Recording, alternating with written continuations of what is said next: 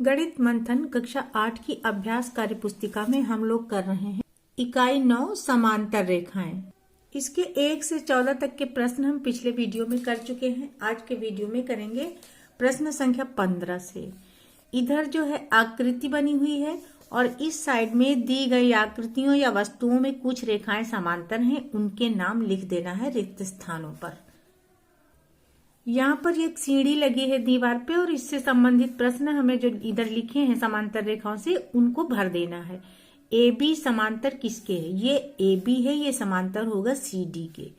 अब कह रहे हैं ई एफ और एम एन, ये ई एफ है और ये एम एन है, दोनों ही समांतर हैं, तो हमें समांतर का निशान यहाँ पे बना देना है। आगे जी एच और के एल को दे रखे हैं, तो यहाँ पर हम देखते हैं जी एच और के एल को, ये हो गया जी एच और ये के एल, ये दोनों भी समांतर हैं, तो यहां भी हमें समांतर का निशान बनाना है। ऐसे ही आगे देखिए E F G H I जे के एल एम एन, यहां से यहां तक की ये सब समांतर रेखाएं हैं, तो बीच में हमें समांतर का निशान लगा देना है। दूसरे चित्र में दो समरूप आयत बने हुए हैं और इधर कह रहे हैं कि पार्श्व चित्र को देखकर समांतर एवं लंबवत भुजाओं को लिखें। तो इस चित्र में हम देख रहे हैं कि A B H G E F और डी सी चारों ही एक दूसरे के समांतर हैं। तो देखिए इन्हीं को हमें समांतर रेखा का निशान लगा के लिख देना है। एच जी समांतर ई एफ समांतर ए बी समांतर डी सी, ये। और ऐसे ही इधर साइड में भी हम देखें तो ए डी समांतर है एच ई के और यही समांतर है जी एफ के, यही समांतर है बी सी के। तो जगह कम है इसलिए हमने छोटा छोटा यहाँ पे लिखा है। ऐसे ही हम लंबवत भुजाओं को भी लिखेंगे। तो यहाँ पर देखिए ई एफ के लंबवत कौन कौन सी है? ई एच है और एफ जी है। तो देखिए ई एफ के लंबवत एच ई है और ई एफ के लंबवत ही जी एफ है। देखिए अगले को एच जी को देखिए, एच जी इसके लंबवत कौन कौन है? एक तो ई एच है और दूसरा एफ जी है, तो इसको भी हमें यहाँ पे लिख देना है। देखिए एच जी के लंबवत एच ई, एच जी के लंबवत जी एफ। अब हम बड़े वाले आयत का अगर लिखेंगे तो यहाँ जगह नहीं है, इसलिए हमने इधर लिख दिया है कि ए डी के लंबवत डी सी भी है और ए डी के लंबवत ए बी भी है। ये ए डी है, इसके लंबवत देखिए ये भी है और ये भी है। ऐसे ही हम बी सी को देखें तो बी सी के लंबवत ए बी भी है और डी सी भी है। ये बी सी है, इसके लंबवत ए बी भी है और डी सी भी है। तीसरे चित्र में समांतर भुजाएं लिखनी है, तो एम जेड के समांतर एक्स वाई है और एम एक्स के समांतर जेड वाई है, वही यहाँ पे हमें लिख देना है। कह रहे हैं कि पार्श्व घन में लंब एवं समांतर भुजाओं को लिखें। पहले हमें समांतर भुजाओं को लिखना है। तो ये घन का चित्र है ना, तो हम देख रहे हैं कि इस ए बी के समांतर ये डी सी भी होगी और ई एफ भी होगी इसके समांतर, और इसी के समांतर एफ जी भी होगी। तो इन चारों को हमें इस तरह से समांतर लिख देना है। अब आगे हम देखें कि ये ए एफ वाला अगर हम ये साइड लें तो इसके समांतर ये वाली होगी और इसी के समांतर ये होगी, इसी के समांतर ये होगी। तो इसको भी हमें लिख देना है ए एफ समांतर डी समांतर सी ओ और समांतर बी जी। अब अगला हम लेते हैं ए डी को, इधर वाले साइड को, तो इसके समांतर ए डी के समांतर ई एफ हो जाएगी, इसी के समांतर ये जी ओ है और इसी के समांतर बी सी भी हो जाएगी। तो इन सबको भी हमें समांतर रेखाओं में लिख देना है। अब हमें लंब भुजाओं को देखना है, तो अगर हम ए बी को लेके चलते हैं तो ए बी पर लंब ए एफ है और ए बी पर लंब बी जी है। देखिए ए बी पर लंब ए एफ है और ए बी पर लंब बी जी है। ऐसे ही हम जब डी सी को लेके चलते हैं तो ये हमें कोण यहाँ पर ये जो है ये समकोण दिख रहा, अगर ना भी दिखे तो भी ये घन है इसलिए 90 अंश का है, ये इस पर लंब है। तो डी सी पर लंब है डी ई और ऐसे ही डी सी पर लंब है सी ओ। अब हम अगली भुजा पे चलते हैं। डी ए पर डी ई लंब होगा और ए एफ लंब होगा। अभी हमने कहा ना कि ये कोण 90 अंश का दिख नहीं रहा, लेकिन हकीकत में घन होता है तो सारे किनारों पे समकोण ही बनता है, इसलिए डी ए पर लंब डी ई है और डी ए पर लंब ए एफ है, वही हमने यहाँ पे लिख दिया है। अब हम बी सी पे अगर चले तो बी सी पर लंब हो जाएगा सी ओ और बी जी, तो बी सी पर लंब सी ओ और बी सी पर लंब बी जी। ऐसे ही नीचे जो ये वाली भुजाएं हैं इन पर हम दिखा सकते हैं कि EF पर लंब AF है और EF पर लंब DE है। ऐसे इस साइड में OG पर हम दिखा सकते हैं कि OG पर BG लंब है और OC लंब है, और EG और EO का भी हम दिखा सकते हैं। 16वां है किसी रेखाखंड के 2 स्क्वायर 2 क्यूब 2 की घात 4 यानी कि 2, 4, 8 और 32 बराबर भागों में बांटना। तो इसके लिए जो प्रोसेस है वो स्टेप वाइज इसमें दी हुई है। एक रेखाखंड AB 5 सेंटीमीटर खींच लेना है, फिर बिंदु A को केंद्र मानकर AB के आधे से अधिक दूरी लेकर ऊपर नीचे चाप लगाना है। यहाँ पे देखिए ये AB खींच ली गई है 5 सेंटीमीटर की रेखा, और उसमें क्या करना है, इसकी आधे से अधिक दूरी गोला प्रकार में इस तरह से ले लेनी है और A बिंदु पर रखकर गोला प्रकार इस तरीके से चाप लगाना है, और वही चाप इधर और इधर दोनों साइड में लगाना है और बदलना नहीं है इसकी त्रिज्या को। फिर इस सिरे पे B बिंदु पे हमें रखना है गोला प्रकार को, और ऐसे ही इधर से भी चाप लगा के दोनों साइड में ये कट हमें बना लेने हैं। और ये इसी प्रकार बिंदु B को केंद्र मानकर ऊपर नीचे चाप लगाइए, जो पहले वाले चाप को ऊपर Q तथा नीचे R बिंदु पे काट रहे हैं। देखिए ऊपर दोनों चाप एक दूसरे को Q पे काट रहे हैं और नीचे R पे काट रहे हैं। अब कह रहे हैं कि Q एवं R को पटरी से मिला दीजिए। तो इससे हुआ क्या, QR रेखाखंड AB को M बिंदु पर काट रहे हैं, ये M बिंदु पर ये काट रहे हैं। यही बिंदु M रेखाखंड AB को 2 बराबर भागों में AM और MB में बांट रहा है। इस रचना से हमने सीखा कि किसी भी रेखाखंड को 2 बराबर भागों में बांटा जा सकता है। अब AM को तथा BM को 2 बराबर भागों में हम फिर से बांट सकते हैं। इसके लिए हमें क्या करना है, A को केंद्र मानकर AM, ये AM है, इसकी आधे से अधिक दूरी लेकर के लगभग इतनी यहां से यहां तक की त्रिज्या लेकर के हमें फिर से चाप लगाना है ऊपर और नीचे। अगले चित्र में ये देखिए, इसमें आधे से अधिक दूरी लेकर यहां पर गोला प्रकार का केंद्र रखकर इधर और इधर चाप लगाया।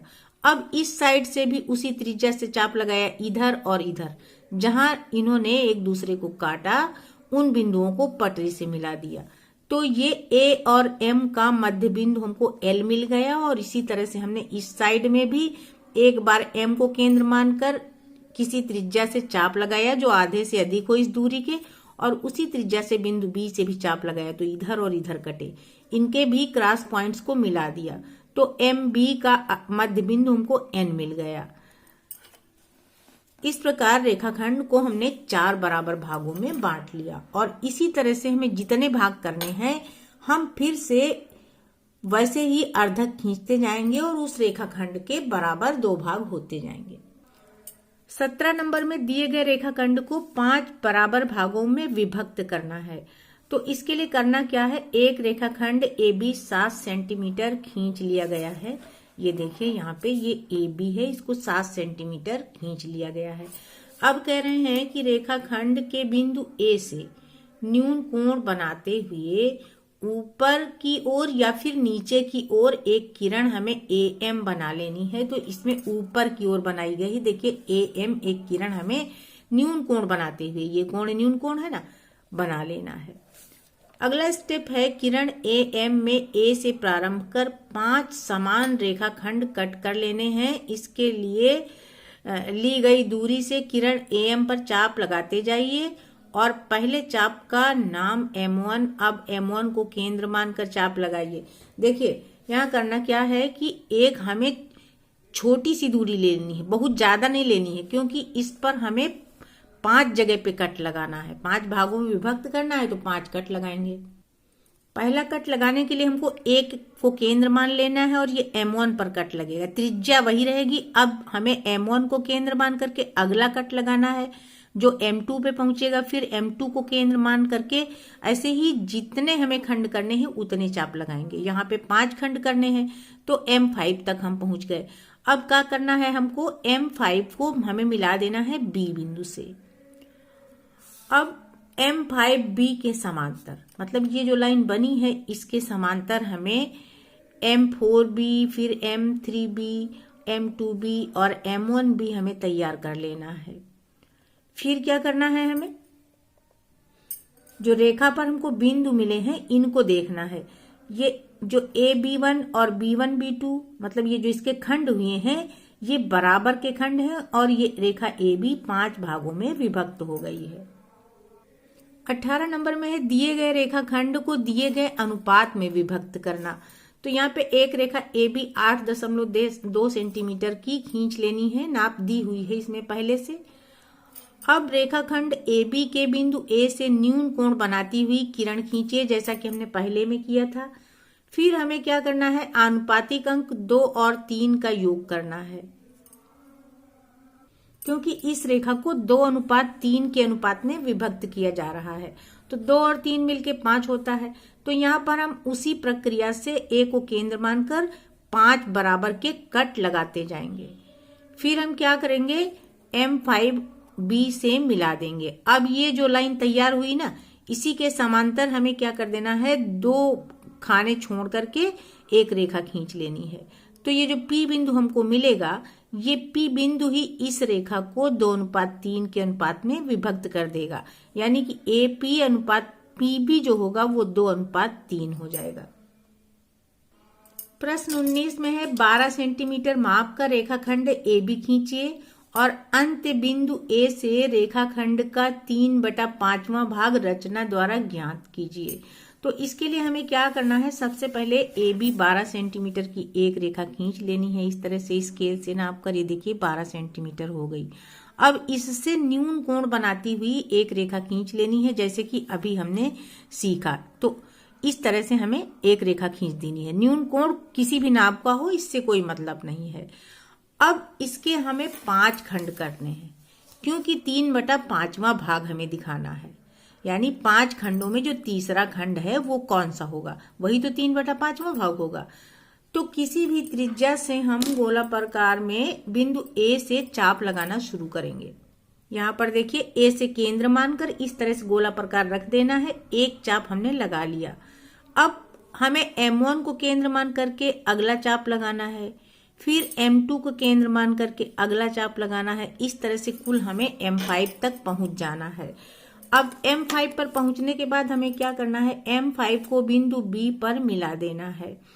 अब हमें 3/5वां भाग चाहिए, तो यहाँ से ये पहला, ये दूसरा और ये तीसरा भाग हुआ ना। तो M3 से हम M5B के समांतर रेखा खींचेंगे।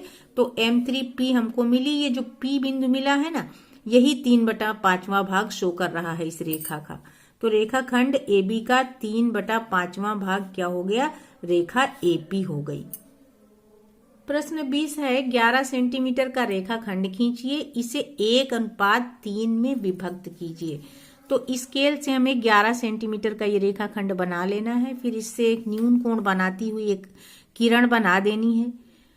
अब हम देख रहे हैं कि 3 और 1 का आनुपातिक योग 4 होगा। तो हमें कुल 4 चाप लगाने हैं इसमें बिंदु A को केंद्र मान करके। उसी प्रक्रिया से जैसे ऊपर हमने किया था, चाप लगा लिया बराबर त्रिज्या के ये। फिर M4 को B से हमने मिला दिया। अब M4B के समांतर रेखा हमको खींचनी है M1 से, क्योंकि 1:3 के अनुपात में हमको विभक्त करना है।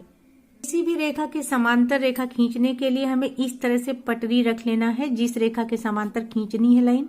फिर ऊपर की साइड हमें गुनिया लगा लेना है, ताकि हमारी पटरी खिसके नहीं। और धीरे धीरे हम पटरी को खिसकाते हुए लाते हैं। हमें M1 पर बनाना है समांतर रेखा। देखिए यहाँ पहुंच गए और इस तरह से ये वाली लाइन हमने खींच दिया। तो ये M4B के समांतर रेखा हो गई M1P। और ये जो रेखा है AB, ये विभक्त हो गई है 1:3 के अनुपात में, यानी कि AP अनुपात PB जो है वो 1:3 हमको मिल गई है। 21वां है 6 सेंटीमीटर का एक रेखाखंड खींचकर इसको 5 बराबर भागों में पटरी प्रकार की सहायता से विभक्त कीजिए और मापकर प्रत्येक भाग की लंबाई खींचिए। तो उसी प्रक्रिया से हमको इस रेखा को 5 बराबर भागों में बांट लेना है। ये देखिए 6 सेंटीमीटर की हमारी ये लाइन है और वैसे ही P को केंद्र मानकर हमने बराबर दूरी पर ये चाप लगाए हैं और समांतर रेखाएं तैयार किया है। अब हम प्रत्येक खंड को देखें कितना है, तो आप भी देख लीजिए। ये 1.2 सेंटीमीटर है, क्योंकि हमें प्रत्येक भाग की लंबाई नाप कर लिखना है। तो प्रत्येक भाग की लंबाई हो गई 1.2 सेंटीमीटर। 22वां प्रश्न है 9 सेंटीमीटर का रेखाखंड खींचिए, इसको 2:5 के अनुपात में विभक्त कीजिए। तो अनुपातिक योग हो जाएगा 7, इसलिए हमें 9 सेंटीमीटर का रेखाखंड खींच करके इसको 7 बराबर भागों में बांटना पड़ेगा। ये 9 सेंटीमीटर का रेखाखंड है और इससे न्यून कोण बनाती हुई हमने रेखा खींचा और बराबर की दूरी पर ये 7 चाप लगा लिए। अब कह रहे हैं ये RT अनुपात TS, हमको जो ये M2T मिला ना, तो ये T पॉइंट जो है ये RS जो रेखा है इसको विभक्त कर रहा 2:5 में, यानी कि RT अनुपात TS हो जाएगा 2:5।